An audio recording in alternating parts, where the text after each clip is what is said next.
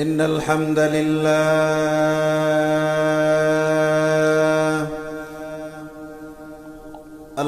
لله الذي هدانا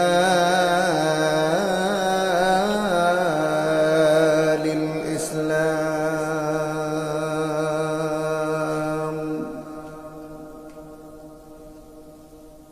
الذي نزل القرآن على بينة من الهدى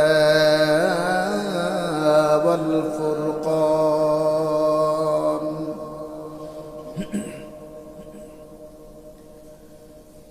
فسبحان الذي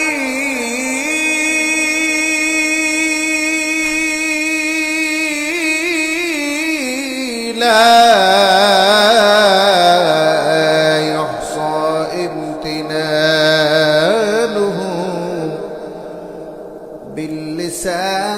باللسان ولا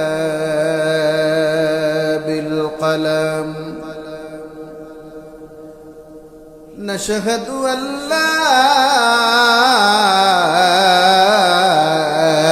إله إلا هو الحي القيوم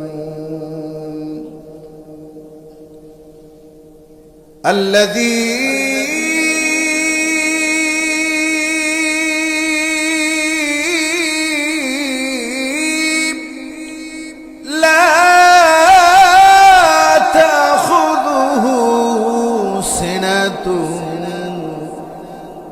ولا نوم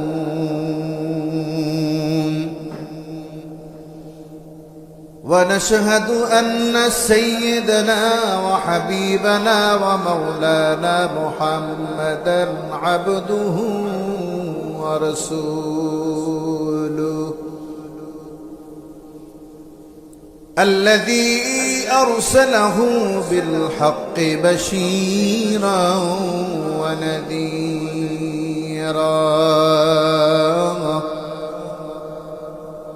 وداعيا إلى الله بإذنه وسراجا منيرا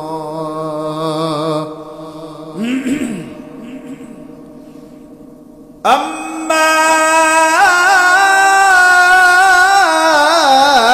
بعد فقد قال الله تبارك وتعالى في كلامه المجيد والفرقانه الحكيم সকলে জবান খুলে আমার আল্লাহর মিষ্টি মধুর বাণী লৌহে মাহফুজের ভাষা সকলে আমার সাথে জবান খুলে পড়েন আউযু বিল্লাহি মিনাশ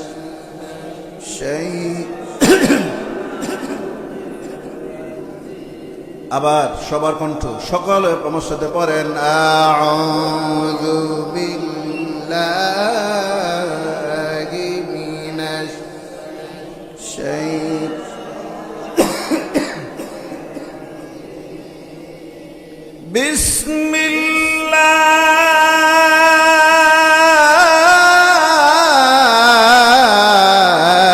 বিসমিল্লাহির রহমানির রহিম সকলে একবার কণ্ঠ ছাড়েন জোরে একবার বলেন আল্লাহু আকবার জোরে বলেন আল্লাহ আরো একবার চিৎকার দিয়ে বলেন নারে তাকবীর আর একবার বলেন আলহামদুলিল্লাহ পৃথিবীর মধ্যে 800 কোটি আছে মানুষ সুবহানাল্লাহ নাই এই 800 কোটি মানুষের ভিতরে 150 কোটি মানুষ একটা নিয়ামত পাইছে যে নিয়ামতের নাম হলো কোরআনুল কারীম আল্লাহ তাআলা সবার কপালে নিয়ামত লেখেন নাই যদি সবার কপালে থাকতো তাহলে হিন্দুর ঘরেও কোরআন থাকতো, বৌদ্ধর ঘরে কোরআন থাকতো, অন্য অন্য যত ধর্ম বর্ণ যারা আছে সবার ঘরে কোরআন থাকতো। কিন্তু আল্লাহর কি নিয়ামত, আল্লাহ তাআলা মুসলমান হওয়ার কারণে আমাকে এই নিয়ামত দান করেছে। আমি একজন মুমিন,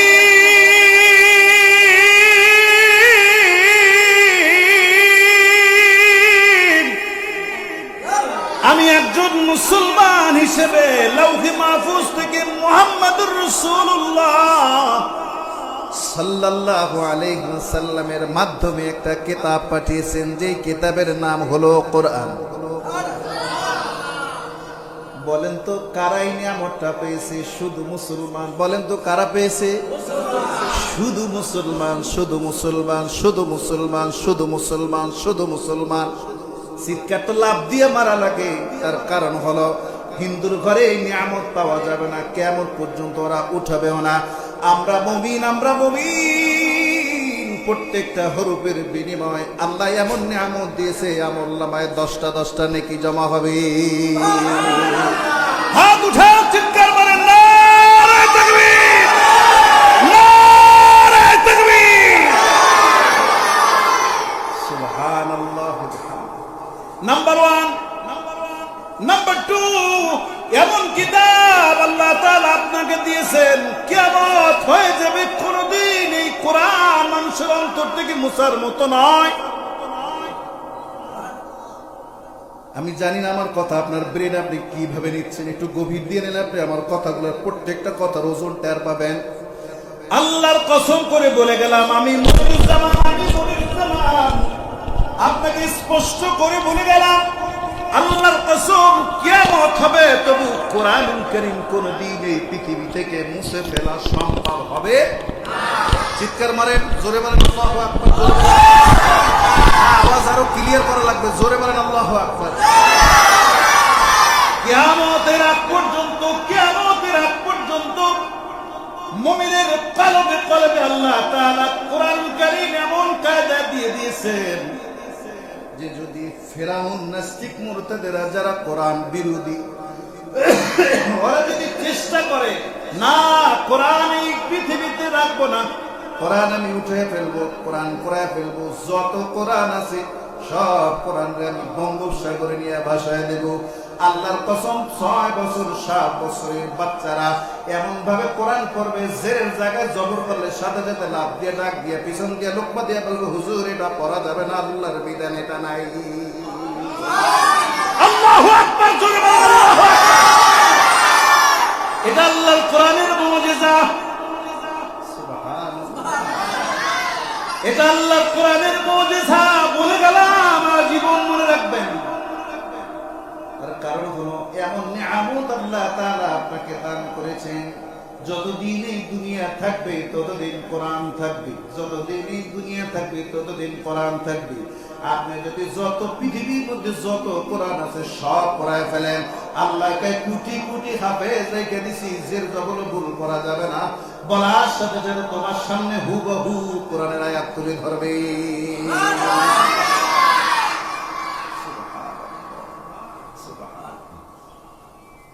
হিন্দুর ঘরে যদি জন্ম নিতাম, খ্রিস্টানের ঘরে যদি জন্ম নিতাম, অন্য যত ধর্ম বর্ণ আছে তাদের ঘরে যদি জন্ম নিতাম, আল্লাহ এই নিয়ামত আমাদেরকে দিতেন না, পাইতাম না।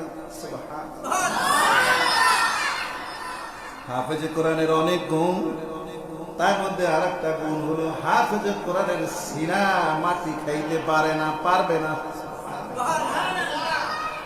এজন্য আমরা বেশি বেশি আল্লাহর কোরআন তেলাওয়াত করব, যখনই সময় পাই। হুজুর আমি তো পড়তে জানি না, আপনার পড়ার দরকার নেই, আপনি কোরআন শরীফটা বার করে কোরআনের তেলাওয়াত করে দিকে তাকায় দেখবেন চোখের জ্যোতি বাড়বে। আজকে থেকে এই কাজটা আমরা করব। কে কে রাজি? হাত তুলে আল্লাহকে দেখায় নারায়ে তাকবীর। আল্লাহ যেন কবুল করেন। আমি যে ওয়াজ করলাম এটা যদি পালন হয়, আগামীকালকে দেখবেন সবাই এই কোরআন অন্তত 2 মিনিট 5 মিনিট একটা পৃষ্ঠা অথবা আধা পৃষ্ঠা অথবা 5 আয়াত আপনি যদি তরজমা থাকে খুলে দেখবেন, ইনশাআল্লাহ মনে থাকবে না? আল্লাহ কবুল করেন, বলেন আমিন। এইবার সকলে লাউহে মাহফুজের ভাষা যেহেতু আমরা মুসলমানরা পেয়েছি, খুশি না বেজার? আলহামদুলিল্লাহ। যেহেতু আমরা পেয়ে গেছি, নিয়ামত আমরা সুন্দরভাবে গ্রহণ করবো। সকলে আমার সাথে পড়েন, আউযু বিল্লাহি মিনাশ শাইতানির রাজীম। সুবহানাল্লাহ, সুবহানাল্লাহ। কিতাব প্রমাণ করে রাসূল যখন কোরআন পড়তেন এত শ্রুতি মধুর, রাসূল যখন ফজরের নামাজ পড়তেন 30-40 আয়াত দিয়ে ফজরের নামাজ। রাসূল যখন কোরআন পড়তেন, রাসূলুল্লাহ সাল্লাল্লাহু আলাইহি ওয়াসাল্লামের কোরআনের এত মধুর কণ্ঠ, এত মধুর করে পড়তেন যে সাহাবায়ে-কেরাম পিছনে বসে কোরআন শরীফ শুনতে শুনতে কেঁদে দিতেন। সব জায়গায় খবর হয়ে গেছে আব্দুল্লাহ গোলাম মুহাম্মদ এত সুন্দর করে কোরআন পড়ে মানুষ দেওয়ানা বানায় ফেলে। মানুষের কোরআনের মধ্যে কি এমন আসর আছে যে যেই মুহাম্মাদের কণ্ঠে কোরআন শুনে পাগল হয়ে যায়।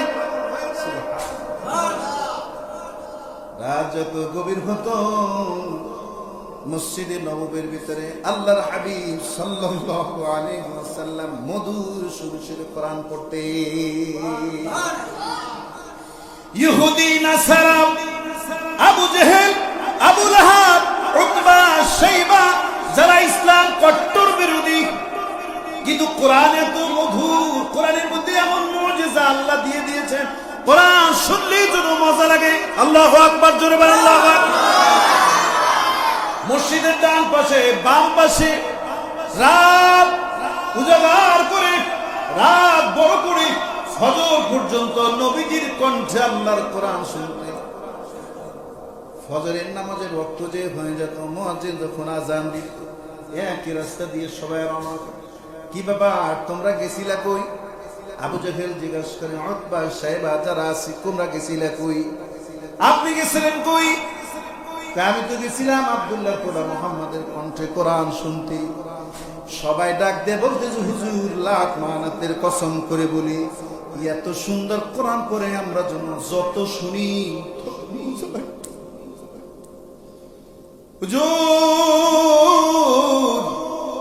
যত শুনি ততই মজা লাগে, যত শুনি ততই মজা লাগে, মনে হয় যেন মজাই কমে না। কখন যে সুবহে সাদিক হলো, কখন যে আজানের সময় হলো, আমরা কিছুই টের পেলাম না। মনে হয় যদি আরো পড়তেন, আরো পড়তেন, যত পড়তেন আমরা তত দিল দিয়ে শুনতাম। জোরে জোরে বলি সুবহানাল্লাহ। এই নিয়ামত আল্লাহ তাআলা মুহাম্মদ সাল্লাল্লাহু আলাইহি ওয়াসাল্লামের মাধ্যমে আমাদেরকে দান করেছেন। সবাই বলি আলহামদুলিল্লাহ। যারা যারা কোরআন পাইছেন তারা সবাই খুশি তো? বাকি সবাই কথা বলে যে হুজুর আমরা তো কোরআন পড়তেই জানি না। কোরআন যদি পড়তে না জানেন তাহলে কোরআন অন্তত ধরবেন, হাত দিয়ে ধরবেন, ছুঁইবেন। রাজি আছি না? পড়েন আমার সাথে সবাই, আউযু বিল্লাহি মিনাশ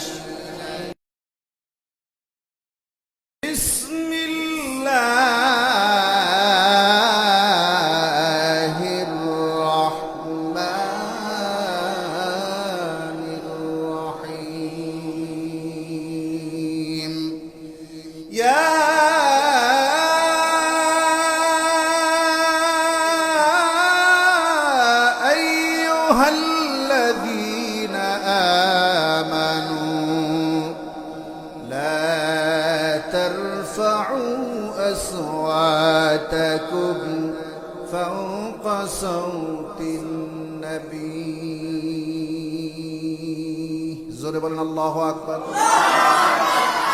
وقال الله تعالى وإنك لعلى خلق عظيم وقال رسول الله صلى الله عليه وسلم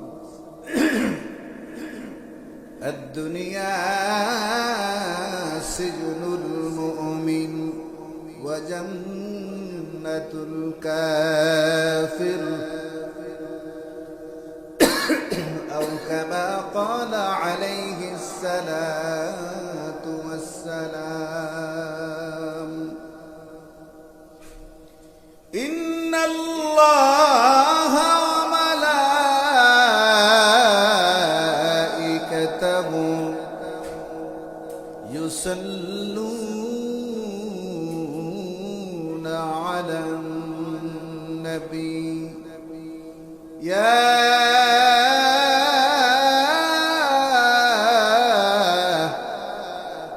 أيها الذين آمنوا صلوا عليه وسلموا تسليما اللهم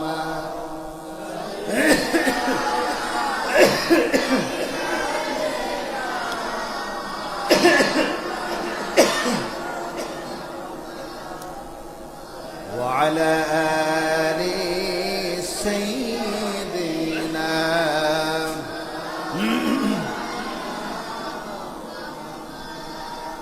দুনিয়া পড়ে থাকবে আমরা কেহ থাকব না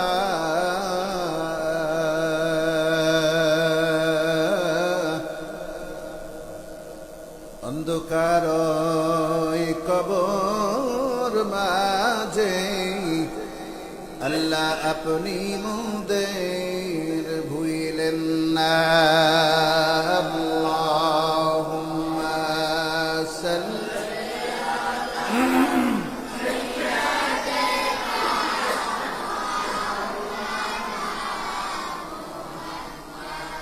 وعلى آل سيدنا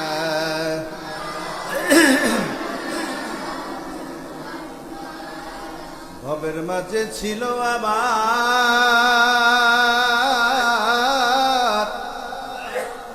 কত বন্ধু বান্ধব আপনজন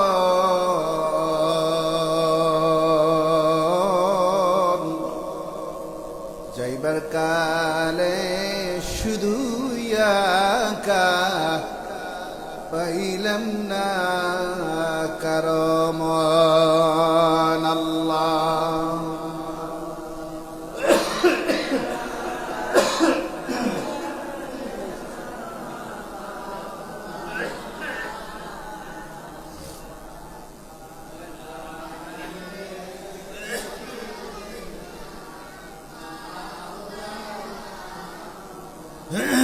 मोहब्बत जिक्र करी ला इलाहा इल्लल्लाह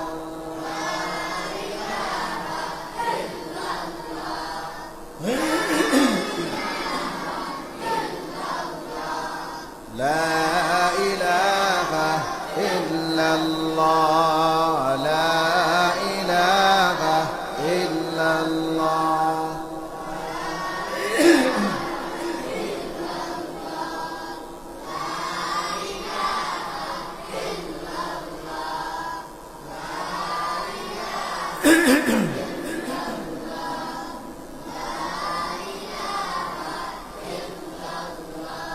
لا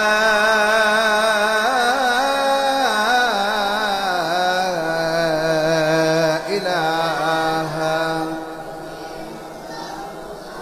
إلا الله محمد رسول الله الحمد لله সবাই একবার বলেন আলহামদুলিল্লাহ আজকে বেদাবাড়ি জামে মসজিদে পবিত্র রবিউল আউয়াল মাস উপলক্ষে ঈদ মিলাদুন নবী সাল্লাল্লাহু আলাইহি ওয়াসাল্লাম উপলক্ষে একদিন ব্যাপী আশিক রাসূলের জনাবে মুহাম্মদুর রাসূলুল্লাহ সাল্লাল্লাহু আলাইহি ওয়াসাল্লামের জন্ম এবং মৃত্যুবার্ষিকী বৃত্তান্ত শোনার উদ্দেশ্যে অত্র এলাকার 10 মায়ের 10 সন্তানকে আল্লাহ পাক এই মসজিদে হাজির করেছেন। শুকরিয়াতান সবাই একবার বলি আলহামদুলিল্লাহ। ধন্যবাদ জানাচ্ছি আল্লাহ পাক আপনাকে আমাকে এই মজলিসে হাজির হওয়ার সুযোগ করে দিয়েছেন। খুশি না বেজার? অনেকে আশেক রসুলরা আছেন, রাস্তায় বিভিন্ন জায়গায় দাঁড়ানো আছে, তবরক যখন দেবে তার আগ মুহূর্তে এখানে এসে উপস্থিত হবে। আমার দিকে একবার সাইলেন্ট থাকতে হবে। আমার দিকে ওরা আসতেছে, আসুক, বসতে, কোনো ঝামেলা জানি না করে বসো। সকলে একবার বলি আলহামদুলিল্লাহ। সম্মানিত হাজিরিন, যেই জগতে আমরা বসবাস করি এই জগৎটার নাম হলো দুনিয়া। নাম কি? খুব সুন্দর করে ইয়াদ করেন, এই জগতের নাম কি? দুনিয়া। যেই দুনিয়াতে আসছেন এই এমন একটা দুনিয়া, কবিরা বলেন যে এটা এমন একটা জায়গা, এটা হলো একটা সময় ছিলাম না, এখন আসি, পরবর্তীতে থাকবো না। এর নাম কি? দুনিয়া। বুঝাইতে পারলাম ক্লিয়ার? দুনিয়া কাকে বলে আপনি বুঝাই দেবেন এইভাবে, ছিলাম না, আসি, থাকবো না। এর নাম কি? ইয়াদ করেন, এটা জেহেনে ইয়াদ করেন, মনে রাখেন। দুনিয়া কেমন? যে এক সময় ছিলাম না, বলেন ছিলাম না, আসি, থাকবো না। ছিলাম না, আসি, থাকবো না। এর নাম কি? দুনিয়া। ক্লিয়ার বুঝাইতে পারলাম? নাম্বার 1। নাম্বার 2, খেয়াল করতেছেন? আচ্ছা, বাইরে কি মানে কারেন্ট চলে গেছে? কারেন্ট চলতেছে কি দেয়? সভাপতি সাহেব এই ব্যবস্থা, এত সুন্দর ব্যবস্থা যে করছে, আলহামদুলিল্লাহ। ওনার লোকে তো কলিজে ভরিয়ে দোয়া করা লাগে। কারেন্ট নেই, আমি বুঝতে পারতেছি না যে কারেন্ট নেই। এখন আমার ঠান্ডা লাগতেছে, একটা ফ্যান অফ করা লাগবে। আপনার তো গরম লাগতেছে, একটা ফ্যান অফ করে দেন। খুব মনোযোগ সহকারে শুনতে হবে, কিন্তু আমি বেশি সময় নিতেও পারবো না। আলোচনা যা বাকি থাকবে আগামীকালকে পাশে জানি কোনা নেবে। হ্যাঁ, এটা জানি বলে দিচ্ছে, স্যার বলে দিচ্ছে। কোন জায়গায় এটা? আলোচনা যা বাকি থাকবে আগামীকালকে ওখানে বিষয়ে বাকি আলোচনা হবে, মনে থাকবেন ইনশাআল্লাহ। আচ্ছা, দুনিয়া পাইলাম, দুনিয়া কারে কয় বলেন? থাকবো না, এর নাম দুনিয়া। তার মানে এটা ব্রেনে ক্লিয়ার যে আপনি একটা সময় দুনিয়া থাকতে পারবেন না। কথা কি ঠিক? এই কথা বলে কেন বাবা? তোমরা উঠা বসা করো, আমার কথা মনোযোগ দিয়ে শোনো। খুব গুরুত্বপূর্ণ কথা বলতেছি, প্রত্যেকটা কথা একবারে মুক্তার হীরার মতো, হীরার চেয়ে গভীর। এজন্য মনোযোগ দিয়ে শুনবা, জোরে চিৎকার দিয়ে বলি সুবহানাল্লাহ। তার মানে আমরা বুঝে গেছি যে এখানে থাকা, এটুকু কি ব্রেনে ক্লিয়ার না যে থাকা যাবে না? নাম্বার 1। নাম্বার 2 হলো আল্লাহ তাআলা আপনাকে দুনিয়ায় পাঠাইছেন না? দুনিয়ার জমিনে আসছে। দুনিয়াতে আইসা যখন অবোধ শিশু ছিলেন তখন আপনার টাকা ছিল না, ধন দৌলত ছিল না, প্রভাব প্রতিপত্তি ছিল না, আপনি একজনের উপর ন্যস্ত ছিলেন। আমি আমার বাবার উপরে ন্যস্ত ছিলাম, আমার মায়ের দুধ না খাইলে আমি বড় হতে পারতাম না। যেই আইসে দুনিয়াটা বুঝে হালাইছে, দুনিয়ার মায়ায় যেই পড়ছি, আমি যখন বুঝতেছি দুনিয়া, আস্তে দুনিয়ার প্রতি অগাধ ভালোবাসা চলে আসছে মনের অজান্তে। কথা কি ঠিক? এমন একটা অবস্থা হয়ে গেছে, আমার দিকে থেকে অস্থির মনে হয়ে গেছে। আমি মানে এদিকে আমার দিকে কোনো দিকে চাবা না, খুব গুরুত্বপূর্ণ কথা শুনে কাজে লাগবে। এমন একটা অবস্থা যে দুনিয়ার জমিনে যত মানুষ আছে সবাই একটা টেন্ডেন্সি বাইসে থাকা। কথা বলে বাস মরতে কেউ চাই না। যত হসপিটাল আছে বাঁচার জন্য খুলছে না মানুষ মারার জন্য খুলছে? এই বুঝতেছেন, কিন্তু আপনার ব্রেনে ঢুকতেছে কথা। যত ফার্মেসি আছে মারার নিয়ে ওষুধ বেছে, আপনার দ্বারা না বাঁচার নিয়ে ওষুধ বেছে, বাঁচান না। তার মানে বরিশাল হসপিটাল বলেন, বিশ্বের যত বড় বড় হসপিটাল বলেন, জায়গা বলেন, সব জায়গায় মানুষ গেলে সবাই চেষ্টা করে এই রুগীটারে বাঁচানোর জন্য। যদি রুগী মরে, মানুষ যদি ইন্তেকাল হয়, তাহলে বোঝে যে ডাক্তারের ব্যর্থতা। এটা না, অমুক ডাক্তার আমার সন্তানকে বাঁচাইতে পারলো না, অমুক লোক আমার বাবারে বাঁচাইতে পারলো না, পর্যাপ্ত আমার বাবাকে নিয়ে আলোচনা হলো না, পর্যাপ্ত ঔষধের ব্যবস্থা হলো না। মানে যত কিছু আছে সব কি বাঁচার জন্য, সব কি বাঁচার জন্য। আসলে আমার সাথে জবাব দেন তো, মানুষ কি এই দুনিয়ায় এত বাঁচার চেষ্টা আল্লাহ পাক যারে থাবা দিছে, ইদা জাআ আজালুহুম লা ইস্তাখিরুনা সাআতাও ওয়া লা ইস্তাকদিমুন। সকলে একবার জোরে বলি সুবহানাল্লাহ। তার মানে আপনি বুঝতেছেন, হসপিটাল বলেন, মানে সিঙ্গাপুরের মাউন্ট এলিজাবেথ হসপিটাল বলেন, ঢাকার বড় বড় হসপিটাল বলেন, ফার্মেসি বলেন, সবাই আপনাদের বাঁচানোর জন্য চেষ্টা। অসুখ হইলে পরই অসুখ থেকে নিরাময় হওয়ার চেষ্টা। তার মানে সবাই চাইতেছে আপনি বাঁচতে থাকেন, কিন্তু আসলে তো আমার কেউ বাঁচাইয়া রাখতে এখন পর্যন্ত আছে যে কোন ফার্মেসি বা কোন ডাক্তার বা কোন হসপিটালাইজ তারা আছেন, তারা বলছে যে এই রোগী মরা দশে এখন পর্যন্ত 400 বছর আমি ডাক্তার নিজে বাঁচাই রাখছি, আছে কোনো? তার মানে আমরা বুঝতে পারলাম যে এই দুনিয়ার জমিনে আমরা আছি, এই দুনিয়া দেখার মতোই বাইসে থাকার মতো ক্ষমতা দুনিয়ার কোন মানুষের। বাঁচানেওয়ালাকে সকলে একবার জোরে চিৎকার দিয়ে বলি সুবহানাল্লাহ। সুতরাং এই দুনিয়ার থেকে মৃত্যু যেহেতু আমাদের হওয়াই লাগবে, মরণ আমাদের আছে, মরতেই যেহেতু হবে, ডাক্তার দুনিয়ার যাহা কিছু আছে কেউ আমাকে বাঁচায় রাখতে পারবে না। তাহলে আল্লাহ তাআলা বলেন ওয়াতুবু ইলাল্লাহ জামিআন আইয়ুহাল মুমিনুন লাআল্লাকুম তুফলিহুন। সকলে একবার জোরে বলি সুবহানাল্লাহ। মরা যেহেতু আমাদের লাগবে, মৃত্যু যেহেতু আমাদের আসি, তাহলে মৃত্যুর আগে আল্লাহ পাক আমাদের জন্য যে বিধানগুলি রেখে গেছেন, সুবহানাল্লাহ, অবশ্যই অবশ্যই প্রত্যেক মুমিনের উচিত মৃত্যুর জন্য তৈয়ার হওয়া। সবাই একবার জোরে বলি সুবহানাল্লাহ। 2 নম্বরে 3 নম্বরে আসে, মৃত্যু যদি দুনিয়ার জিন্দেগিতে আমরা যেহেতু আসছি, আল্লাহর আদালতে যদি আমাদের ধরাই পড়া লাগে, আমাদের উচিত আল্লাহ তাআলা যেইভাবে আমাদেরকে বলেছেন ওইভাবে আমাদের কাজ করা, ওইভাবে আমাদের বেঁচে থাকা। জোরে বলি সুবহানাল্লাহ। 3 নম্বরে আছে, কিন্তু দেখেন আল্লাহর হাবিব সাল্লাল্লাহু আলাইহি ওয়াসাল্লাম দুনিয়াতে এসেছেন, 63 বছরের জিন্দেগি আমাদের জন্য অনেক নিয়ামত রেখে গেছে। চিৎকার মারেন, জোরে বলেন সুবহানাল্লাহ। দুনিয়াতে আসছেন, দুনিয়ার থেকে বিদায় নিয়েছেন এমন একজন মহামানব, জোরে বলি সুবহানাল্লাহ। তিনি মানুষ, কিন্তু আমাদের মতো মানুষ নয়। তিনি মানুষ, কিন্তু আমাদের মতো মানুষ নয়। বলবেন হুজুর কেন? অনেকগুলো এক্সাম্পল তার জন্য আল্লাহ তাআলা বিদ্যমান করে রেখেছেন। 1 নাম্বার হলো উল ইন্নামা আনা বাশারুম মিসলুকুম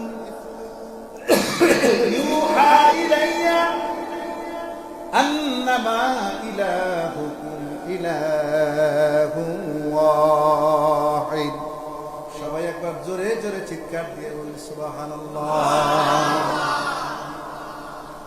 সপ্তাহের মধ্যে একটা সেরা দিন আছে,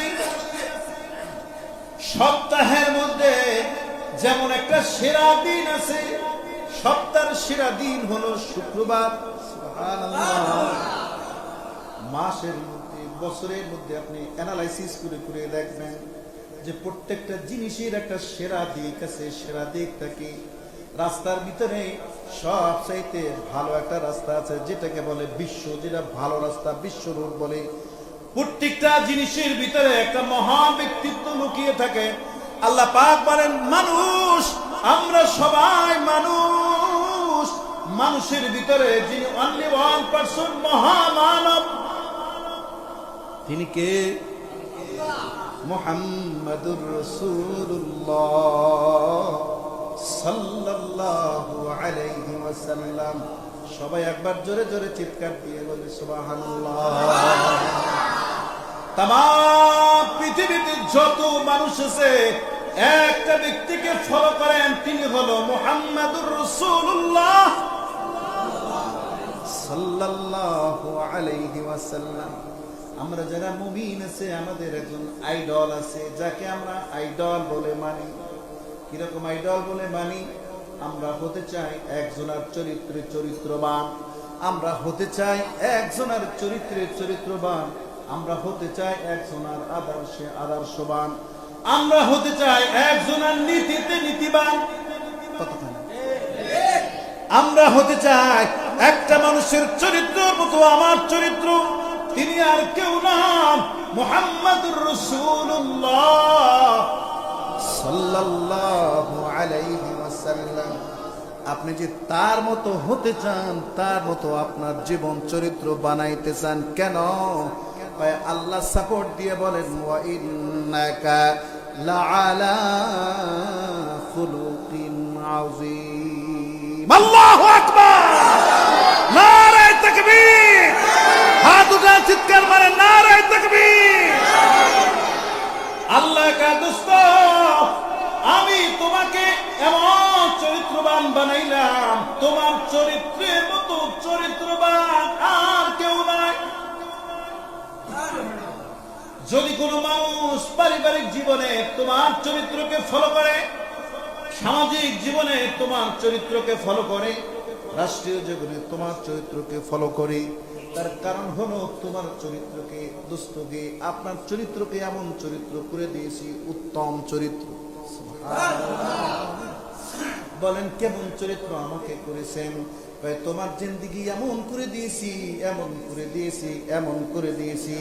চরিত্র কোনো মানুষ যদি গঠন করে চলতে চায়, তোমার চরিত্রে যদি কোনো মানুষ চলে, আল্লাহর কসম রাসূলের চরিত্রের সাথে যদি আপনার চরিত্র মিশিয়ে আপনি চলতে পারেন, হাসরের ময়দানে রাসূলুল্লাহ সাল্লাল্লাহু আলাইহি ওয়াসাল্লামের সাথে আল্লাহ পাক আপনাকে রাসূলের সাথে জান্নাতের মেহমান বানায় দিবে। হাত উঠা নারে তাকবীর, জোরে চিৎকার মারিয়া নারে তাকবীর। আল্লাহ আমাদের কবুল করুক, জোরে চিল্লা বলেন আল্লাহুম্মা আমিন। দোস্ত, আমি তোমাকে দোস্ত বলে স্বীকার করেছি, দুনিয়াতে শুধু তোমাকেই, আর কাউকে নয়। সুবহানাল্লাহ নাই? আমি কি কই আমার কথা বুঝেন? একজনে আরশে আজিমের মালিক, জোরে বলেন মালিকের নাম কি? জোরে বলেন, জোরে বলেন, জোরে বলেন। শাহাদাত আঙ্গুল জায়গা দেখান, জোরে বলেন মালিকের নাম কি? জোরে বলেন। জায়গা আঙ্গুল জায়গা, জোরে বলেন মালিকের নাম কি? আল্লাহ। দোস্তরে ডাক দিয়ে কয়, দোস্ত আমি কিন্তু দুনিয়াতে একজনের আমি দোস্ত বলে মাইনে নিছি। জোরে বলি সুবহানাল্লাহ। তুমি কাউকে বানাইলা খলিলুল্লাহ, তুমি কাউরি বানাইছো কালিমুল্লাহ, আমার নূর নবীকে বানাইছো তুমি তোমার প্রিয় হাবিবুল্লাহ। লা ইলাহা ইল্লাল্লাহ, লা ইলাহা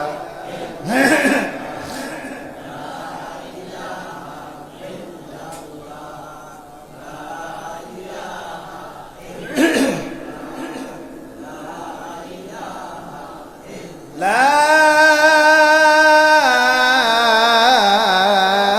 ইলাহা ইল্লাল্লাহ মুহাম্মাদুর রাসূলুল্লাহ সাল্লাল্লাহু আলাইহি ওয়াসাল্লাম। সকলে একবার জোরে জোরে চিৎকার দিয়ে বলি সুবহানাল্লাহ। আল্লাহ পাক একা যখন ছিলেন, একা কেন তাকে প্রিয় বন্ধু হিসেবে বানিয়েছেন? জোরে বলি সুবহানাল্লাহ। আল্লাহ তাআলা যখন একটা নূর তৈরি করেছেন, কিতাবের মধ্যে আছে যে নূরটার দিকে তাকায়া ইয়া রাসূলুল্লাহ এরকম করে করে 40 লক্ষ বার নূরের দিকে তাকায় তাকায় নবীর জিকির করেছেন। কোনো শব্দ নাই, কোনো শব্দ নাই, নিঃশব্দ, কোনো শব্দ নাই, নিঃশব্দ। আল্লাহ পাক এতবার ডাকার পরেও যখন কোনো শব্দ হলো না, ডাক দিয়া বলতেছে আহ করে, একটা শব্দ করে নূরটাকে হাতে নিয়ে আফসোস করে বলতেছে আহ। এই আহ করার সাথে সাথে আল্লাহর কুদরতি চেহারা, কুদরতি চোখ দিয়ে এক ফোঁটা পানি, 2 ফোঁটা পানি পড়েছে, এই পানি ফোঁটা নূরে মুহাম্মাদের উপরে পড়েছে। সাথে সাথে নূরে মুহাম্মাদের শব্দ থেকে একটা জবান খুলে একটা শব্দ বের হয়েছে, ইয়া আল্লাহ। চিৎকার মারেন, জোরে বলেন আল্লাহু আকবার।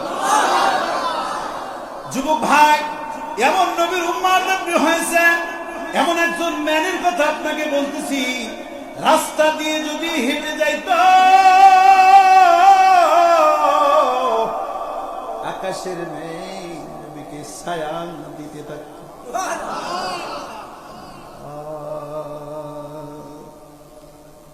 আমি আপনাকে যাওয়ার উদ্দেশ্য করে বলতেছি, রাস্তা দিয়ে যদি উনি হেঁটে যাইতেন, মাথার উপরে ওনাকে আকাশে মেঘ এসে নবীকে ছায়া দিতে।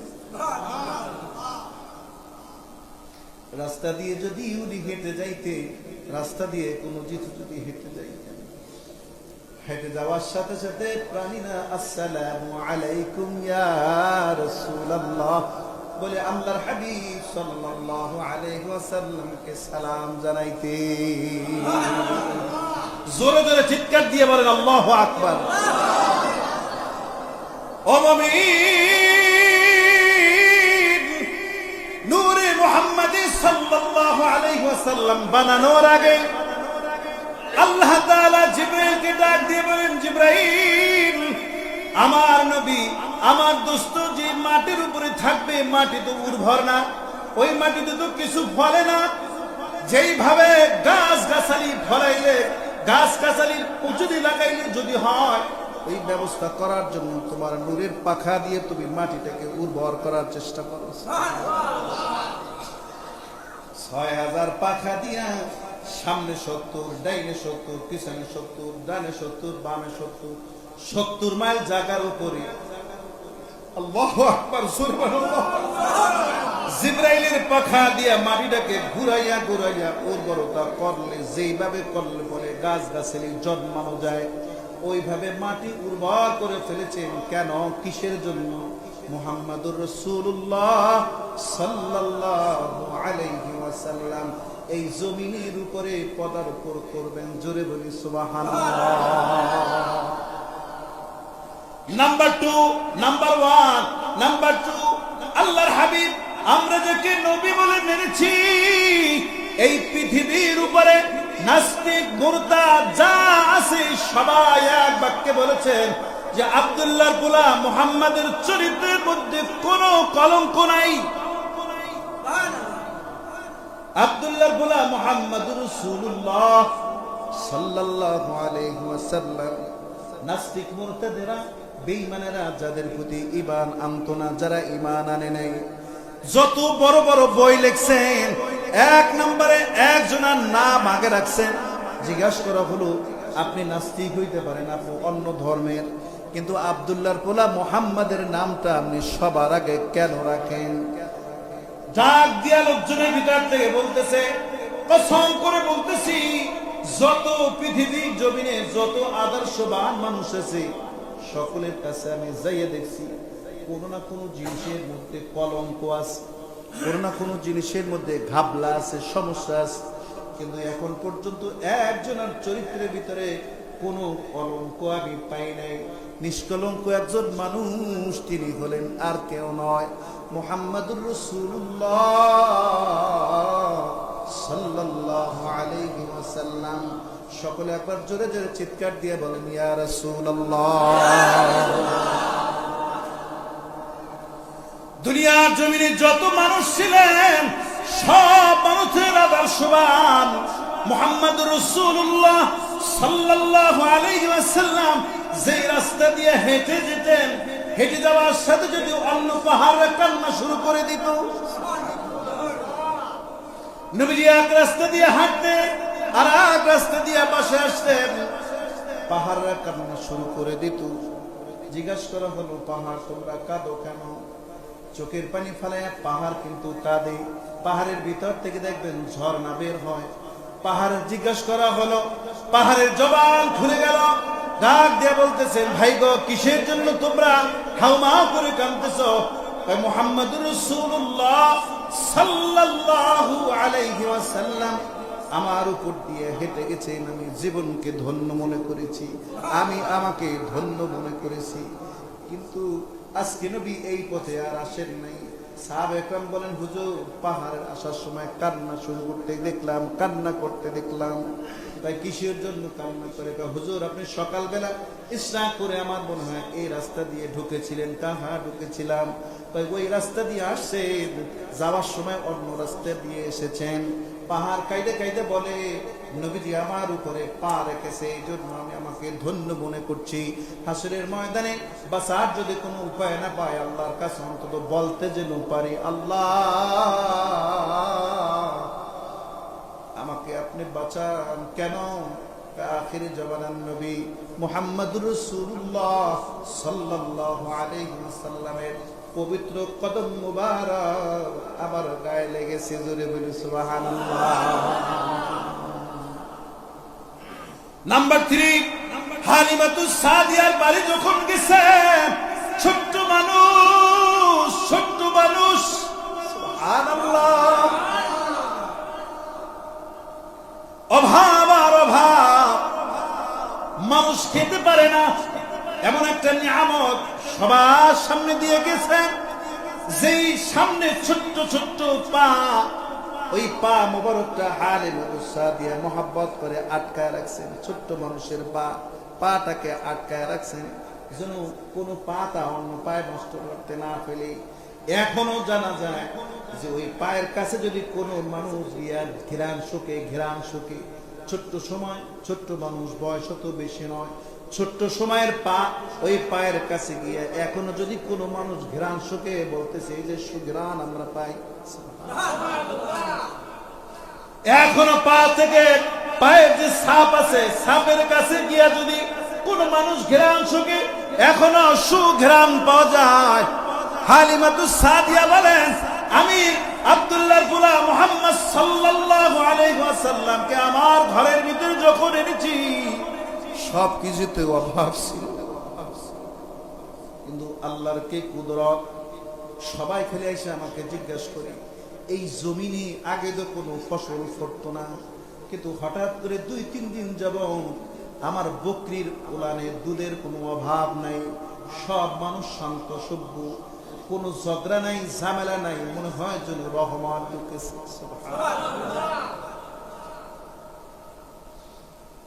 হালিমাতুস সাদিয়ার কাছে বলেন, শোনো হালিমা, এই জমি অনুর্বর জমি ছিল, কিন্তু হঠাৎ করে গতকাল পর্যন্ত জমিনের ভিতরে গাছ, কোন জিনিসের বিচি লাগাবার সাথে সাথে গাছ উঠে যাচ্ছে। আমার বকরি উদ্দহনায় কোনো দুধ ছিল না, কিন্তু দুধে ভরে যাচ্ছে। যেখানেই যাচ্ছি সেখানে মনে হচ্ছে যেন আল্লাহ রহমত ঢুকে। মৌতের যাতনা থাকিবে না আমার,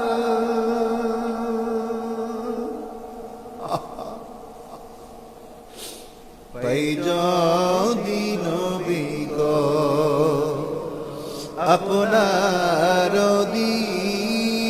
দিদার, মৌতের যাতনা থাকিবে না আমার, দয়া যে করিয়া দিও গো দিদার। বলেন, দয়া যে করিয়া দিও গো দিদার,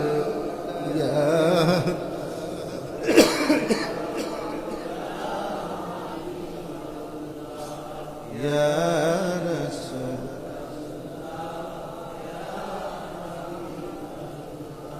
ইয়া রাসূলুল্লাহ,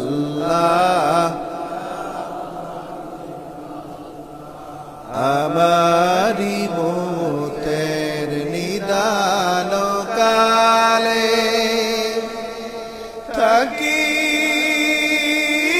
নবীজি আমারি শিয়ারে,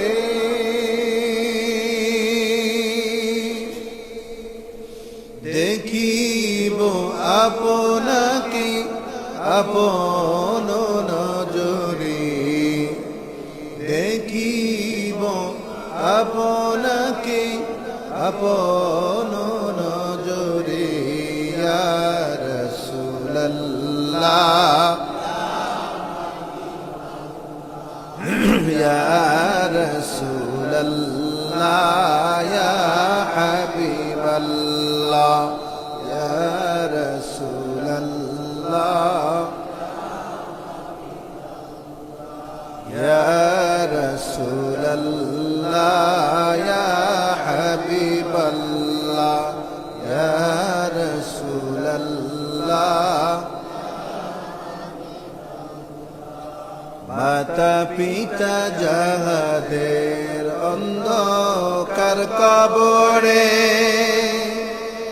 দেখিবেন নবীজি মায়ারি নজরে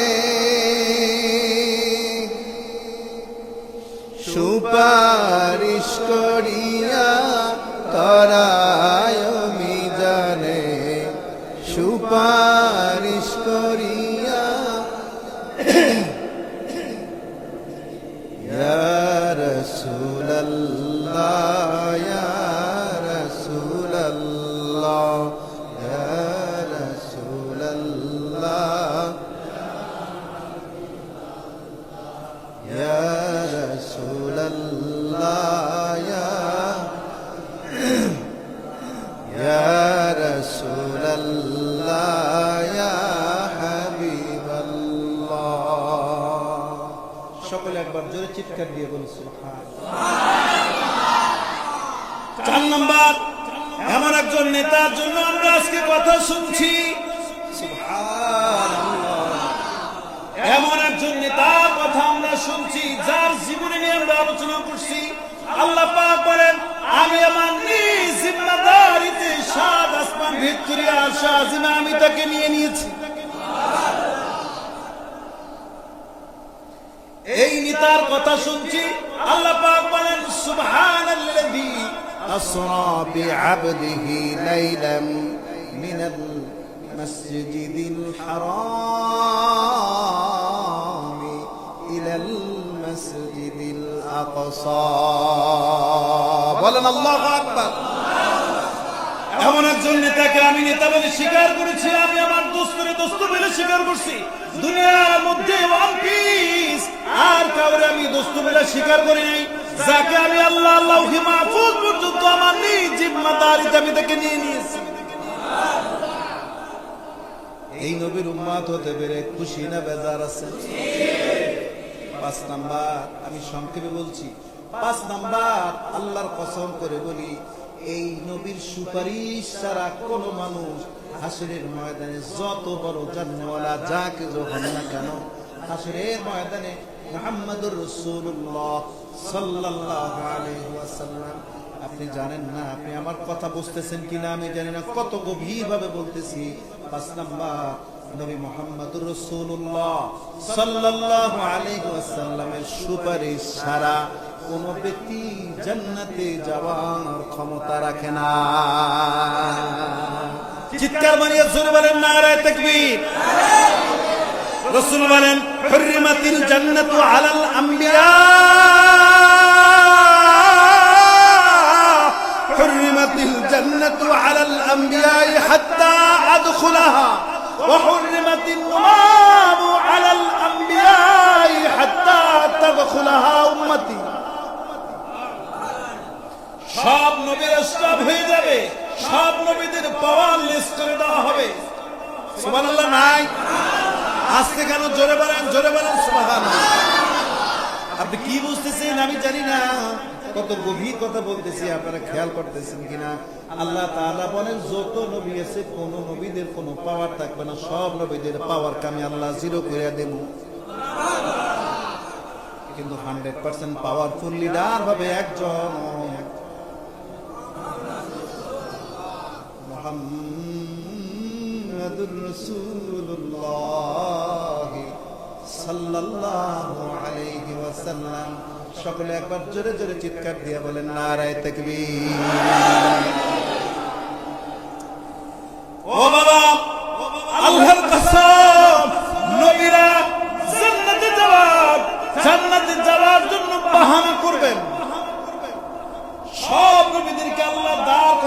বলবেন সবাই দাঁড়ান। কেন, কিসের জন্য দাঁড়াবো? যতক্ষণ পর্যন্ত মুহাম্মদুর রাসূলুল্লাহ সাল্লাল্লাহু আলাইহি ওয়াসাল্লামকে জান্নাতে না নিবেন, না দেওয়া হবে, ততক্ষণ পর্যন্ত কোন নবী হোক, দুনিয়ার কোন মানুষ জান্নাতে যেতে পারবে না।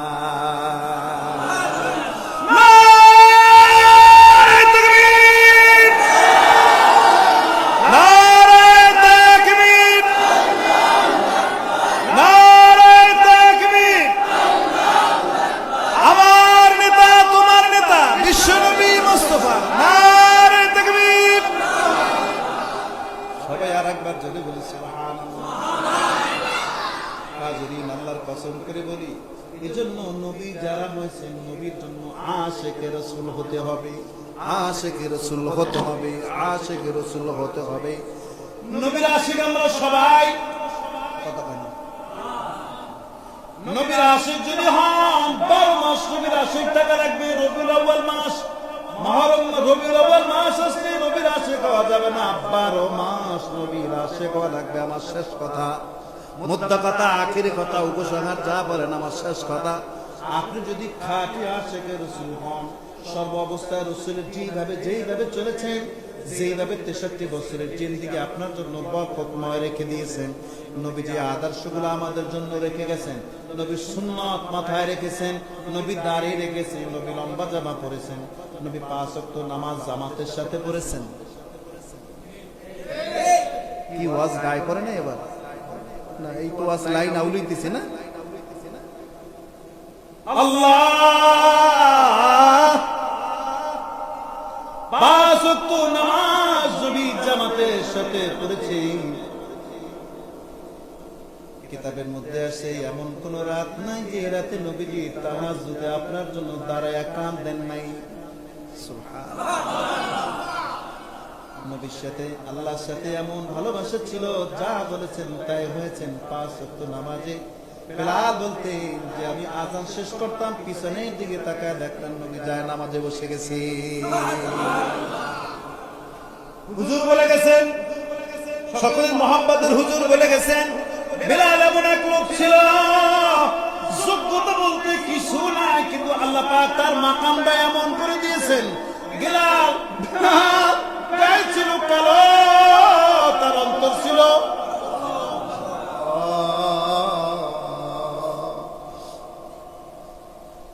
বিদায় দেওয়ার কথা শোনার সাথে সাথে মসজিদে নববীর ভিতরে এক কোনায় যায় হাওয়া বকরে কান্দেন, আল্লাহ গো, এমন কোন যোগ্যতা আমার নাই যে যোগ্যতার বলে আমি মসজিদে নববীর মুয়াজ্জিন হয়েছি। তবে আমি জানি আমার এই মাকামে উঠেছেন মুহাম্মদুর রাসূলুল্লাহ সাল্লাল্লাহু আলাইহি ওয়াসাল্লাম। আল্লাহ, তুমি আমাকে এত বড় নিয়ামত থেকে বঞ্চিত করো না।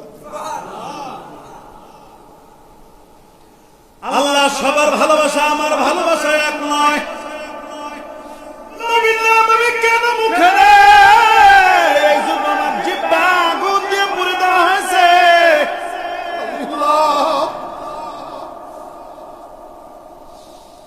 দুই হাত দুইজনে, দুই পা দুজনে আগুনের আংটার উপরে, বুকে পাড়া দিয়ে আগুনের আংটার উপরে আমার চাইপা ধরছে। আমার শরীরের চেঁচা শব্দ করিয়ে পিছন দিয়ে পড়ে গেছি, তবু আমি বলেছি আমার জীবন চলে যাবে, তবু নবীর আশিক আমি।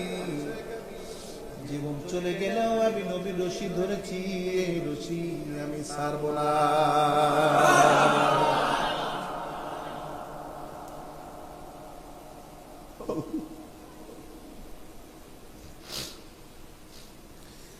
নবী ইন্তেকালের পর কিতাবের মধ্যে আসছে, নবী ইন্তেকালের পর বেলাল যখনই আযান দিয়ে বলতো আশহাদু আন্না মুহাম্মাদুর রাসূলুল্লাহ,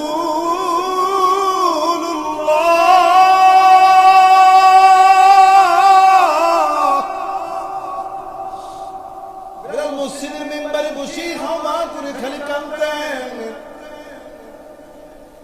আর সবাই এসে ডাক দিয়ে বলতো, বেলাল এমন ভান করো মনে হয় যেন তুমি এখন আশিকে রাসূল হয়ে গেছো।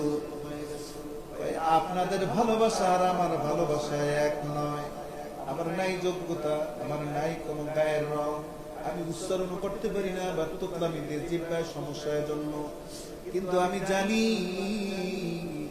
আল্লাহর হাবিব সাল্লাল্লাহু আলাইহি ওয়াসাল্লাম আল্লাহ তাআলার নিয়ামত আমাকে এই মসজিদের মুয়াজ্জিন বানিয়ে দিয়েছেন। সুবহানাল্লাহ। আর বিলাল যদি আযান দিত, এক আযান 7 আসমান বেদ করে আরশ আজিম পর্যন্ত পৌঁছে যাইত।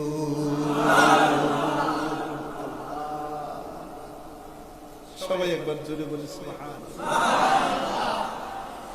বেলালের মতো যদি আমার অন্তর হয়, ডাক দেব জমিনে, খবর হয়ে যাবে আসমানে। বেলালের মতো যদি আমার অন্তর হয়, জমিনে বসে ডাক দেব, খবর হয়ে যাবে আসমানে। আবু বকর এমন পাগল ছিল, বলতেছেন যে জীবন চলে গেল নবীজির সুন্নাত ধরেছি, আমার জীবন চলে গেল সুন্নাত থেকে মাহরুম আমি হব না। সকলে একবার জোরে জোরে চিৎকার দিয়ে বলি সুবহানাল্লাহ। এজন্য 5 নাম্বার পর্যন্ত বললাম, নবীর আদর্শে আদর্শবান হওয়া, নবীর সুন্নাত ধরে রাখা, নবী যেভাবে কোরআন পড়েছেন ওইভাবে কোরআনের প্রতি খেয়াল রাখা, নবীর সুন্নাত গুলিকে পাবন্দি করা। নবীর সুন্নাত মানি না কিন্তু আশিকে রাসূল বলে ভাবতেছে। হাসরের ময়দানে বোঝা যাবে আপনি নবীর কয় নাম্বারের উম্মত হয়েছেন। এজন্য আমাদের অবস্থান থাকবে, যতদিন দুনিয়ার জমিনে বেঁচে আছি আল্লাহ রাসূলের বিধান আমরা মেনে চলবো। কে কে রাজি আছেন হাত তুলে আল্লাহকে দেখায় দেন। নারে তাকবীর, নারে তাকবীর। সকলে বলেন ইয়া আল্লাহ।